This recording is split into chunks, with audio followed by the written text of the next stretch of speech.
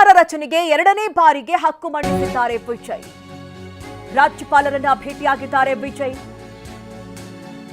ವಿಜಯರನ್ನ ಲೋಕಭವನಕ್ಕೆ ಕರೆಸಿಕೊಂಡಿದ್ದಾರೆ governor. ಮತ್ತೆ 112 ಶಾಸಕರ ಬೆಂಬಲ ಪತ್ರವನ್ನ ಸಲ್ಲಿಸಿದ್ದಾರೆ ವಿಜಯ್. 112 ಶಾಸಕರೊಂದಿಗೆ ನೀವು ಹೇಗೆ ಸರ್ಕಾರ ರಚಿಸ್ತೀರಿ? ಇದು ರಾಜ್ಯಪಾಲರ ಪ್ರಶ್ನೆ. 112 ಶಾಸಕರ ಬೆಂಬಲ ಪತ್ರವನ್ನ ವಿಜಯ್ ಸಲ್ಲಿಸಿದ್ದಾರೆ. ಅದಕ್ಕೆ ರಾಜ್ಯಪಾಲರು ಪ್ರಶ್ನೆ ಮಾಡ್ತಾ ಇದ್ದಾರೆ. 112 ಶಾಸಕರೊಂದಿಗೆ ಸ್ಥಿರ ಸರ್ಕಾರ ರಚಿಸಬಹುದಾ? ನಿಮಗೆ ಇನ್ನೂ ಯಾವ್ದಾದ್ರೂ ಪಕ್ಷ ಬೆಂಬಲ ಘೋಷಿಸಿದ್ಯಾ? ಬಹುಮತ ಬರುತ್ತೆ ಅಂತ ನಿಮ್ಗೆ ಹೇಗೆ ಖಚಿತ ಆಗಿದೆ? ನೀವು ಹೇಗೆ ಬಹುಮತವನ್ನ ಸಾಬೀತುಪಡಿಸ್ತೀರಿ? ಟಿವಿಕೆ ಮುಖ್ಯಸ್ಥ ವಿಜಯ್ರಿಂದ ವಿವರಣೆಯನ್ನ ಕೇಳ್ತಾ ಇದ್ದಾರೆ ಗವರ್ನರ್. ಕಾನೂನು ತಜ್ಞರ ಸಲಹೆ ಪಡೆದು ವಿಜಯನ್ನ ಗವರ್ನರ್ ಕರೆದಿದ್ದಾರೆ. ಎರಡನೇ ಬಾರಿಗೆ ಈಗ ಹಕ್ಕನ್ನ ಮಂಡಿಸ್ತಾ ಇದ್ದಾರೆ ವಿಜಯ್ ಅವರು. ಈಗ ಅವರ ಬಳಿ ಇರುವಂತಹ ಸ್ಥಾನ 107, ಕಾಂಗ್ರೆಸ್ನ 5 ಶಾಸಕರ ಸಪೋರ್ಟ್.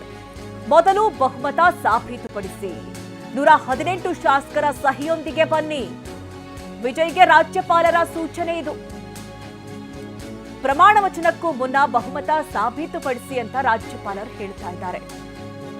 ಈಗಾಗಲೇ ವಿಜಯ್ ಅವರ ಬಳಿ 112 ಶಾಸಕರ ಸಪೋರ್ಟ್ ಇದೆ.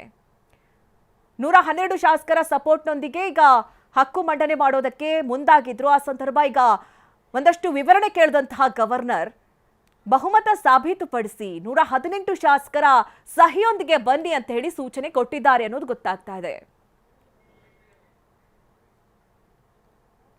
ಈ ಬಗ್ಗೆ ಹೆಚ್ಚಿನ ಡೀಟೇಲ್ಸ್ ಅನ್ನ ನೀಡ್ತಾರೆ ನಮ್ಮ ಪ್ರತಿನಿಧಿ ಹರೀಶ್. ನೇರ ಸಂಪರ್ಕದಲ್ಲಿ ನಮ್ಮನ್ನ ಜಾಯ್ನ್ ಆಗ್ತಾ ಇದ್ದಾರೆ. ಹರೀಶ್, ನಾವು ಗಮನಿಸ್ತಾ ಇರೋ ಹಾಗೆ ಮತ್ತೆ ಈಗ ವಿಜಯ್ ಅವರು ಎರಡನೇ ಬಾರಿಗೆ ಹಕ್ಕನ್ನ ಮಂಡಿಸೋದಕ್ಕೆ ಮುಂದಾಗಿದ್ದಾರೆ. ಈಗ ರಾಜ್ಯಪಾಲರು ಒಂದಷ್ಟು ಪ್ರಶ್ನೆಗಳ ಜೊತೆಗೆ ಈಗ ಸೂಚನೆಯನ್ನ ಕೂಡ ಕೊಟ್ಟಿದ್ದಾರೆ. 118 ಶಾಸಕರ ಬಲದೊಂದಿಗೆ ಬನ್ನಿ ಅಂತ ಹೇಳಿ. ಈಗ ವಿಜಯ್ ಅವರ ಮುಂದಿನ ನಡೆ ಏನು ಅನ್ನುವಂಥದ್ದು ಪ್ರಶ್ನೆ ಕಾಡ್ತಾ ಇದೆ. ಹಾಗಾಗಿ ವಿಜಯ್ ಅವರು ಮತ್ತೊಂದಷ್ಟು ಶಾಸಕರ ಬೆಂಬಲವನ್ನ ಕೋರೋದಕ್ಕೆ ಯಾವ ರೀತಿ ಪ್ಲಾನ್ ಅನ್ನ ಮಾಡ್ತಾ ಇದ್ದಾರೆ ಅಥವಾ ಏನೆಲ್ಲ ರಣತಂತ್ರವನ್ನ ರೂಪಿಸಬಹುದು? ಹರೀಶ್, ಮಧು ನಾಗರಾಜ್, ತಮಿಳುನಾಡಿನ ಲೋಕಭವನದಲ್ಲಿ ಅರ್ಧ ಗಂಟೆಗೂ ಹೆಚ್ಚು ಕಾಲ ವಿಜಯ್ ಅವರು ರಾಜ್ಯಪಾಲರ ಜೊತೆ ಮಾತುಕತೆಯನ್ನ ಮಾಡಿದ್ದಾರೆ. ಈ ಬಾರಿ ವಿಜಯ್ ಅವರು ಸಮಯ ಕೇಳಿರಲಿಲ್ಲ ರಾಜ್ಯಪಾಲರನ್ನ ಭೇಟಿಯಾಗಲಿಕ್ಕೆ. ರಾಜ್ಯಪಾಲರೇ ವಿಜಯ್ ಅವರನ್ನ ಕರೆಸ್ಕೊಂಡಿದ್ದಾರೆ ಅನ್ನುವಂತಹ ಮಾಹಿತಿ ಇದೆ. ಮತ್ತೆ ಕಾನೂನಿನ ಸಮಸ್ಯೆಗಳು ಏನು ತೊಂದರೆ ಬರಬಹುದು ಅನ್ನುವಂಥ ನಿಟ್ಟಿನಲ್ಲಿ ಕಾನೂನು ತಜ್ಞರ ಮೊರೆಯನ್ನ ಈಗ ರಾಜ್ಯಪಾಲರು ಹೋಗಿರುವಂತಹದ್ದು. ಈಗ ವಿಜಯ್ ಅವರ ಏನು ಪಾರ್ಟಿ ಜೊತೆಗೆ ಕಾಂಗ್ರೆಸ್ ಕೂಡ ಬೆಂಬಲವನ್ನು ನೀಡಿರುವಂತಹದ್ದು. ಈಗ ಬಹುಮತ ವಿಜಯ್ ಅವರ ಪಕ್ಷಕ್ಕೆ ಇಲ್ಲ. ಹೀಗಿದ್ದಂತ ಸಂದರ್ಭದಲ್ಲಿ ವಿಜಯ್ ಅವರಿಗೆ ಸರ್ಕಾರ ರಚನೆ ಮಾಡಲಿಕ್ಕೆ ಅವಕಾಶವನ್ನ ಕೊಡಬಹುದಾ ಅನ್ನುವಂತ ನಿಟ್ಟಿನಲ್ಲಿ ರಾಜ್ಯಪಾಲರು ಕಾನೂನು ಮೊರೆ ಹೋಗಿರುವಂತಹದ್ದು. ಅದೇ ವಿಚಾರವಾಗಿ ಈಗ ವಿಜಯ್ ಅವರನ್ನ ಕರೆಸಿಕೊಂಡು ಸುದೀರ್ಘವಾಗಿ ರಾಜ್ಯಪಾಲರು ಚರ್ಚೆಯನ್ನ ಮಾಡಿದ್ದಾರೆ. ಈಗಷ್ಟೇ ವಿಜಯ್ ಅವರು ಲೋಕಭವನದಿಂದ ಹೊರ ಬಂದಿರುವಂತದ್ದು, ತಮ್ಮ ನಿವಾಸಕ್ಕೆ ತೆರಳಿದ್ದಾರೆ. ಬಹುಮುಖ್ಯವಾಗಿ ಅರ್ಧ ಗಂಟೆಗಳ ಕಾಲ ಹೆಚ್ಚು ಏನು ಚರ್ಚೆ ಮಾಡಿದ್ದಾರೆ ಅನ್ನುವಂತಹದ್ದು ಬಹಳ ಕುತೂಹಲವನ್ನ ಕೆರಳಿಸ್ತಾ ಇರುವಂತಹದ್ದು. ಒಂದು ಕಡೆ 112 ಶಾಸಕರ ಬೆಂಬಲವನ್ನ ನಿನ್ನೆ ಸಂಜೆ ರಾಜ್ಯಪಾಲರಿಗೆ ಕೊಟ್ಟಿದ್ರು. ಆದ್ರೆ ಇನ್ನೂ 6 ಶಾಸಕರ ಬೆಂಬಲ ಅಗತ್ಯ ಇತ್ತು. ಬೇರೆ ಬೇರೆ ಪಕ್ಷಗಳ ಸಹಾಯವನ್ನ ವಿಜಯ್ ಅವರು ಕೇಳ್ತಾ ಇದ್ರು. ಈಗ ವಿಸಿಕೆ ಕೂಡ ಬೆಂಬಲ ಕೊಡ್ತೀವಿ 2 ಸದಸ್ಯರ ಅನ್ನುವಂತ ನಿಟ್ಟಿನಲ್ಲಿ ಈಗ ಬೆಂಬಲವನ್ನ ಘೋಷಣೆ ಮಾಡಿರುವಂತಹದ್ದು. ಆದ್ರೆ ಎಡಪಕ್ಷಗಳಿಂದ ಯಾವುದೇ ರೀತಿಯಾದಂತಹ ಬೆಂಬಲ ಕೊಡ್ತೀವಿ ಅನ್ನುವಂತ ನಿಟ್ಟಿನಲ್ಲಿ ಯಾವುದೇ ರೀತಿಯ ಸ್ಪಷ್ಟತೆ ಬಂದಿಲ್ಲ. ಹಾಗಾಗಿ ಈಗ ವಿಜಯ್ ಅವರು ರಾಜ್ಯಪಾಲರ ಬಳಿ ಏನ್ ಚರ್ಚೆ ಮಾಡಿದ್ದಾರೆ ಅನ್ನುವಂಥದ್ದು ಕುತೂಹಲ ಕೆರಳಿಸ್ತಾ ಇದೆ. ಈಗ ವಿಜಯ್ ಅವರು ಟಿವಿಕೆ ವಾದ ಏನು ಅಂತಂದ್ರೆ, ಅತ್ಯಂತ ದೊಡ್ಡ ಪಕ್ಷವಾಗಿ ನಾವು ಹೊರಹೊಮ್ಮಿದ್ದೇವೆ. ಇಂತಹ ಸಂದರ್ಭದಲ್ಲಿ ನಮಗೆ ಸರ್ಕಾರ ರಚನೆ ಮಾಡಲಿಕ್ಕೆ ಅವಕಾಶವನ್ನ ಮಾಡಿಕೊಡಿ. ನಾವು ವಿಧಾನಸಭೆಯಲ್ಲಿ ನಮ್ಮ ಬಹುಮತವನ್ನ ಪ್ರೂವ್ ಮಾಡ್ತೀವಿ. ಒಂದ್ ವೇಳೆ ಪ್ರೂವ್ ಮಾಡಕ್ ಸಾಧ್ಯ ಆಗ್ಲಿಲ್ಲ ಅಂತಂದ್ರೆ ಸಂವಿಧಾನದ ವಿಧಿಯ ಪ್ರಕಾರ ರಾಜೀನಾಮೆಯನ್ನ ಕೊಡಬೇಕಾಗುತ್ತೆ. ಹೀಗಾಗಿ ವಿಧಾನಸಭೆಯಲ್ಲೇ ಬಹುಮತವನ್ನ ನಾವು ಸಾಬೀತು ಮಾಡ್ತೀವಿ, ಆ ಶಕ್ತಿ ನಮ್ಮಲ್ಲಿದೆ ಅನ್ನುವಂತಹದನ್ನ ವಿಜಯ್ ಅವರು ಹೇಳ್ತಿರುವಂತಹದ್ದು. ಜೊತೆಗೆ ಲೋಕಭವನದ ಹೊರಗಡೆ ಕೂಡ ವಿಜಯ್ ಬೆಂಬಲಿಗರು ಪ್ರತಿಭಟನೆಯನ್ನ ನಡೆಸಿದ್ರು. ಅಂದ್ರೆ ರಾಜ್ಯಪಾಲರು ವಿನಾಕಾರಣವಾಗಿ ವಿಜಯ್ ಅವರು ಸರ್ಕಾರ ರಚನೆ ಮಾಡಲಿಕ್ಕೆ ವಿಳಂಬವನ್ನ ತೋರ್ತಿದ್ದಾರೆ. ಹೀಗಾಗಿ ಅವಕಾಶ ಮಾಡಿಕೊಡ್ಲೇಬೇಕು ಸರ್ಕಾರ ರಚನೆ ಮಾಡಲಿಕ್ಕೆ. ಮತ್ತೆ ಸುಪ್ರೀಂ ಕೋರ್ಟ್ನ SI ಬೊಮ್ಮಾಯಿ ಪ್ರಕರಣದಲ್ಲೂ ಕೂಡ ಸುಪ್ರೀಂ ಕೋರ್ಟ್ ಸ್ಪಷ್ಟವಾಗಿ ಹೇಳಿದೆ, ಲೋಕಭವನದಲ್ಲಿ ಯಾವುದೇ ಕಾರಣಕ್ಕೂ ಬಹುಮತವನ್ನು ಸಾಬೀತುಪಡಿಸುವಂತ ಅಗತ್ಯ ಇಲ್ಲ. ಅತ್ಯಂತ ದೊಡ್ಡ ಪಕ್ಷಕ್ಕೆ ಸರ್ಕಾರವನ್ನ ರಚನೆ ಮಾಡಲಿಕ್ಕೆ ರಾಜ್ಯಪಾಲರು ಕರೆದ ಮೇಲೆ ಅವರು ಸರ್ಕಾರವನ್ನ ರಚನೆ ಮಾಡಿದ ಮೇಲೆ ವಿಧಾನಸಭೆಯಲ್ಲಿ ಬಹುಮತವನ್ನ ಸಾಬೀತುಪಡಲಿಕ್ಕೆ ಅವಕಾಶ ಇರುತ್ತೆ. ಹಾಗಾಗಿ ಆ ರೀತಿಯಾದಂತಹ ಅವಕಾಶವನ್ನ ರಾಜ್ಯಪಾಲರು ಕೊಡಬೇಕು. ಯಾವುದೇ ರೀತಿಯಾದಂತಹ ವಿಳಂಬ ನೀತಿಯನ್ನು ಅನುಸರಿಸಬಾರದು ಅನ್ನುವಂತಹ ಒತ್ತಡ ಕೂಡ ಹೆಚ್ಚಾಗ್ತಿರುವಂತಹದ್ದು. ಈ ಹಿನ್ನೆಲೆ ವಿಜಯ್ ಅವರನ್ನ ರಾಜ್ಯಪಾಲರು ಕರೆಸ್ಕೊಂಡು ಸುದೀರ್ಘವಾಗಿ ಮಾತುಕತೆಯನ್ನ ಮಾಡಿದ್ದಾರೆ. ಈಗ ವಿಜಯ್ ಅವರು ಲೋಕಭವನದಿಂದ ಹೊರಗಡೆ ತೆರಳಿರುವಂತಹದ್ದು. ಅವ್ರಿಗೇನ್ ಚರ್ಚೆಯನ್ನ ಮಾಡ್ತಾರೆ ತಮ್ಮ ಶಾಸಕರ ಜೊತೆಗೂಡಿ, ಮತ್ತೆ ಯಾವ ನಿರ್ಧಾರವನ್ನ ಟಿವಿಕೆ ಪಕ್ಷ ಹೊರಹಾಕುತ್ತೆ ಅನ್ನುವಂಥದ್ದು ಬಹಳಷ್ಟು ಕುತೂಹಲ ಕೆರಳಿಸಿರುವಂತಹದ್ದು. ಮಧುನಗರ್. ಹರೀಶ್, ಥ್ಯಾಂಕ್ ಯು ನಿಮ್ಮೆಲ್ಲ ಡೀಟೇಲ್ಸ್ಗಾಗಿ.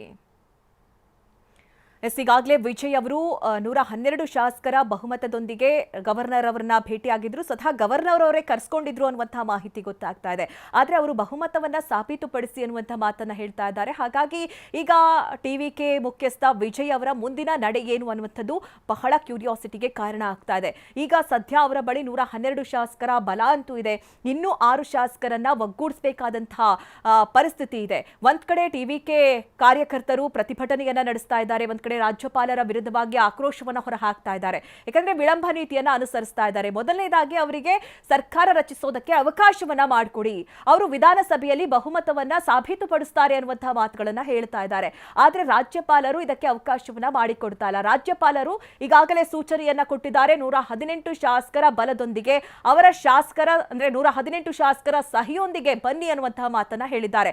ಜೊತೆಗೆ 48 ಗಂಟೆಗಳ ಗಡುವನ್ನ ಕೂಡ ಕೊಟ್ಟಿದ್ದಾರೆ ಅನ್ನೋದು ಗೊತ್ತಾಗ್ತಾ ಇದೆ. ಹಾಗಾಗಿ ಈಗ ವಿಜಯ್ ಅವರ ಮುಂದಿನ ನಡೆಗೇನು, ಯಾವ್ಯಾವ ಪಕ್ಷದ ಜೊತೆ ಮಾತುಕತೆಗೆ ಮುಂದಾಗ್ತಾರೆ, ಒಂದು ವೇಳೆ ಎಐಎಡಿಎಂಕೆಯ ಮೈತ್ರಿಯನ್ನ ಕೋರುವಂತಹ ಸಾಧ್ಯತೆಗಳೇನಾದ್ರೂ ಇದೆಯಾ? ಯಾಕಂದ್ರೆ ಒಂದ್ ಕಡೆ ಈಗಾಗಲೇ ನಾವು ಗಮನಿಸ್ತಾ ಇರೋ ಹಾಗೆ ವಿಸಿಕೆಯ 2 ಶಾಸಕರು ಕೂಡ ವಿಸಿಕೆ ಪಕ್ಷ ಕೂಡ ಬೆಂಬಲವನ್ನ ಸೂಚಿಸೋದಾಗಿ ಹೇಳಿದೆ.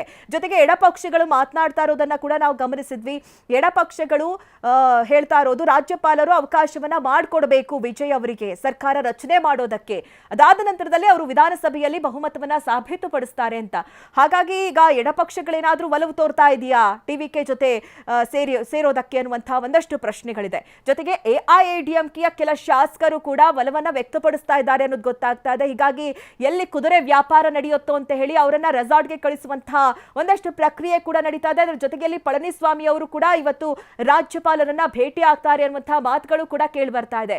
ಅವರ ಮನಸ್ಸಿನಲ್ಲಿ ಏನಿದೆ, ಅವರು ಯಾವ ಕಾರಣಕ್ಕೆ ರಾಜ್ಯಪಾಲರನ್ನ ಭೇಟಿ ಆಗ್ತಾ ಇದ್ದಾರೆ, ಒಂದ್ ವೇಳೆ ಎಐಎಡಿಎಂಕೆಗೂ ಏನಾದ್ರೂ ಟಿವಿಕೆ ಜೊತೆ ಮೈತ್ರಿ ಮಾಡ್ಕೊಳ್ಳೋದಕ್ಕೆ ಒಲವಿದೆಯಾ, ಈ ಎಲ್ಲಾ ಪ್ರಶ್ನೆಗಳು ಕೂಡ ವ್ಯಕ್ತವಾಗ್ತಾ ಇದೆ. ಹೀಗಾಗಿ ವಿಜಯ್ ಅವರ ಈಗ ನಿರ್ಧಾರ ಏನು ಅನ್ನುವಂಥದ್ದು, ಹಾಗಾಗಿ ಹಲವು ಪಕ್ಷಗಳ ಜೊತೆ ಮಾತುಕತೆಗೆ ಮುಂದಾಗಿರುವಂತಹ ಸಾಧ್ಯತೆಗಳು ಕೂಡ ಇದೆ. ಯಾಕೆಂದ್ರೆ ಬಹುಮತವನ್ನ ಸಾಬೀತುಪಡಿಸೋಕೆ ಇನ್ನೂ 6 ಶಾಸಕರ ಬಲ ಅಂತೂ ಬೇಕೇ ಬೇಕು.